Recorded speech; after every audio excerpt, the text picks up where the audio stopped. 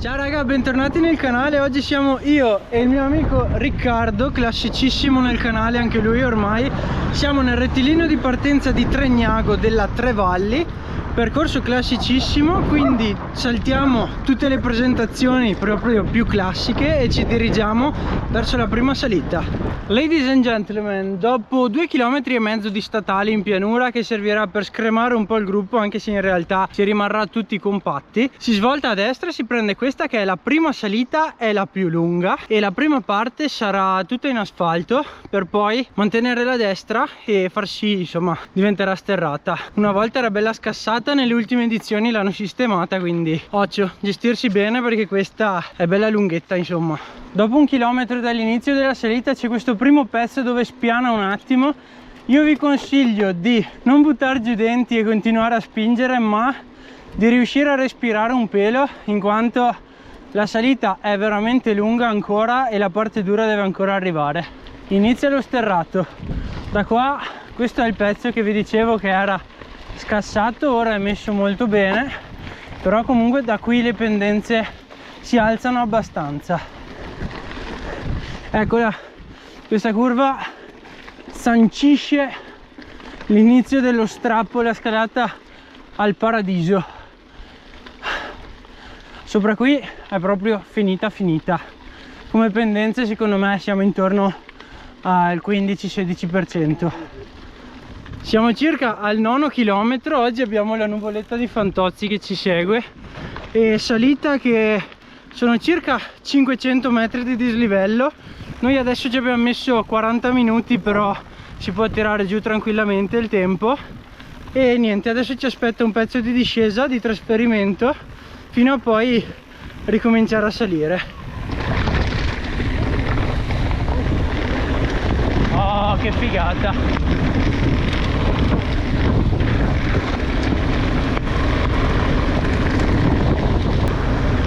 Guardate che panorami!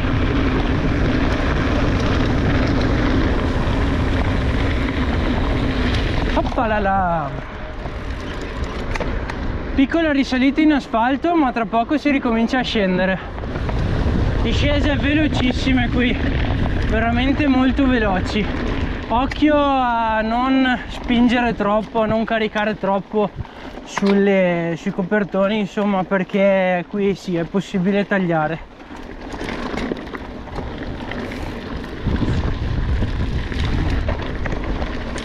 Ok, devo dire che questa non me la ricordavo. Effettivamente dopo un po' che si scende ci sono questi strappi qui che alla fine sono tutto un sali e scendi fino ad arrivare alla discesa principale, che è molto bella. Bene, abbiamo trovato delle discesette qui abbastanza fangose perché ieri ha piovuto, come dicevo.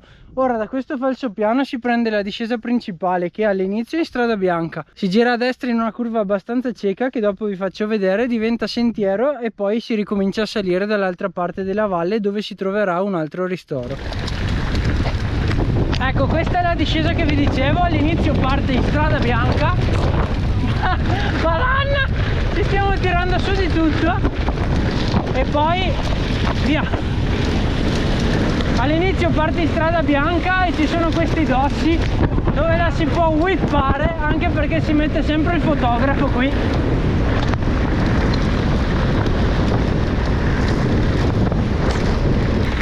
Non vi sto neanche a dire, discesa molto veloce. Ora attenzione, perché qui c'è la svolta a destra che non è molto semplice, anzi è abbastanza cancara, diciamo.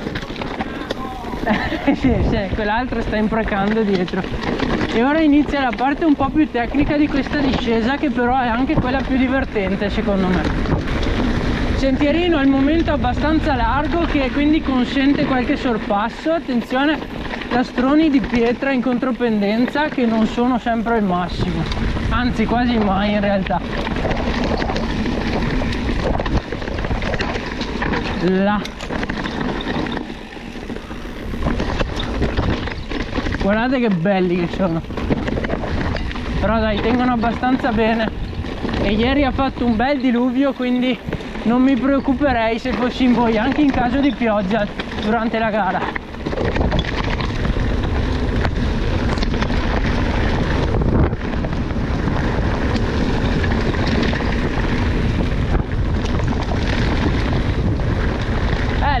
parte qua ragazzi non è mica proprio banale, perché ci sono tutte queste roccette, questi sassolini che si spostano, non sono molto stabili, quindi bisogna far galleggiare la bicicletta, diciamo. Olè, e si sbuca nell'asfalto per poco. Dopo circa 200 metri su asfalto, 200-300 metri, si ricomincia a salire su strada bianca bella battuta. Questa è la zona del secondo ristoro. Qui se avete bisogno potete bere, mangiare, ma noi continuiamo perché oggi purtroppo non c'è nessuno per noi. Questa salita è tutta su un fondo abbastanza favorevole alla velocità, nel senso che comunque la bici scorre e in teoria dovrebbe andare tranne oggi.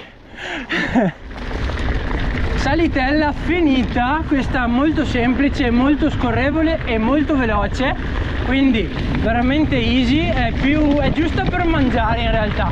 Poi inizia questo sentierino qui che non è niente di che, insomma è anche questo bello largo, battuto, che ci porta giù sulla statale, sulla strada principale.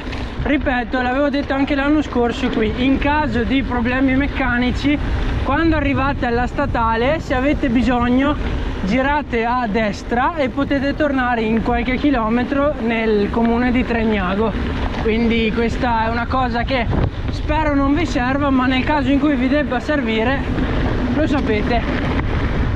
Sfruttate ogni momento disponibile per buttare giù un po' di acqua, un po' di maltodestrine, quello che avete nella borraccia, perché qui in caso di giornata calda si suderà moltissimo, soprattutto l'ultima parte. La gara finisce con una bella salita da 15-20 minuti su sterrato, la famosa salita dei cancelli, e niente, quindi attenzione ai crampi.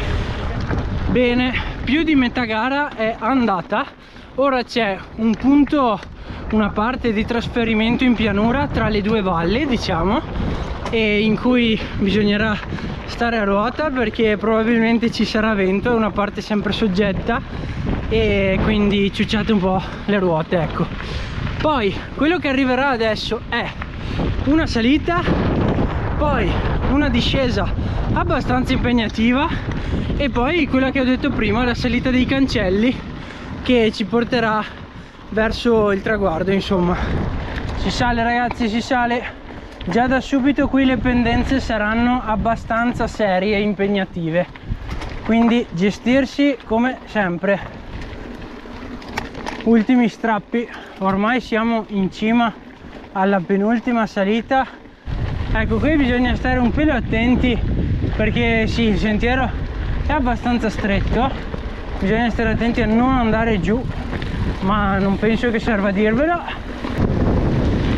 Attention!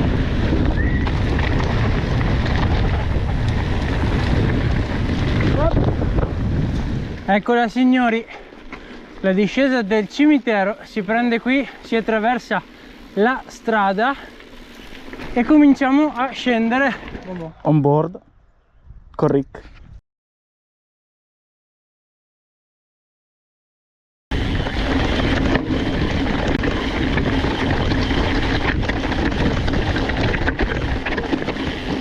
Guarda che linee di canaglia che fa il Tom.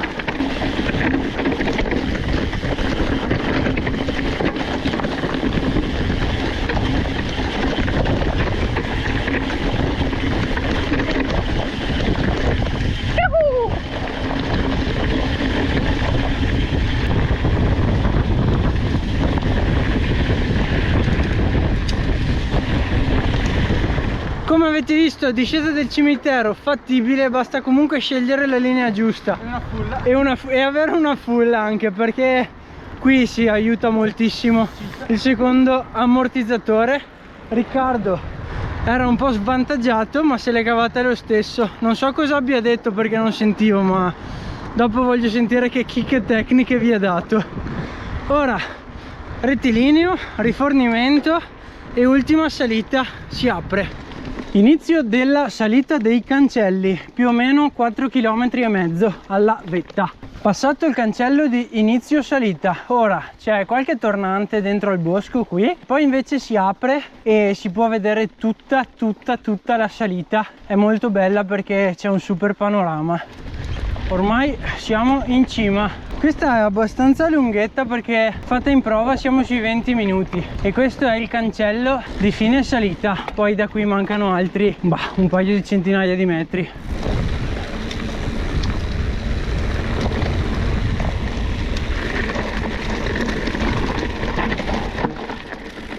Op.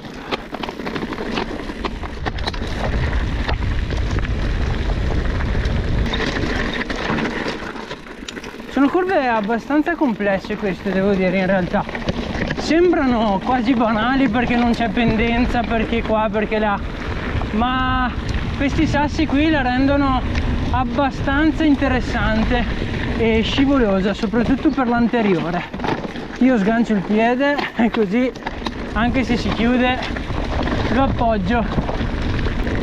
Piccolo consiglio su questa discesa: se siete in gruppetto e avete il timore che qualcuno possa andarvi via in discesa, appunto, potete prenderla davanti, che se chiudete le curve e fate qualche bella linea è impossibile superare, perché sì, è larga, però se stringete non si passa. Importante perché ora c'è questo pezzo di pianura che ci porta all'arrivo. Qui occhio a stare a ruota comunque, perché è bello scassato e bisogna fidarsi sicuramente delle linee che fa il vostro compagno davanti. Attenzione, qui adrenalina alta. Questa è la parte del percorso dove la gente canta. Esatto, questa è la parte del percorso, hai detto bene Riccardo, dove la gente cala di attenzione e scivola. Curva a destra e rettilineo del traguardo. Qui sarà volata di sicuro, perché in pochi arriveranno da soli. Eccolo, e vince.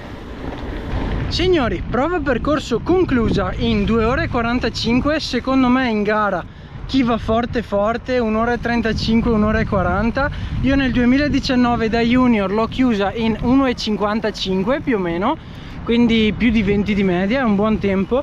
Percorso da 43 km e 1400 più o meno, un po' abbondanti di dislivello, quindi una normalissima gran fondo come dati, insomma, nulla di esagerato. Il percorso è molto bello, molto panoramico e so che non riuscirete a goderne appieno il giorno della gara, però spero che comunque con questo video abbiate potuto vedere qualche particolare in più.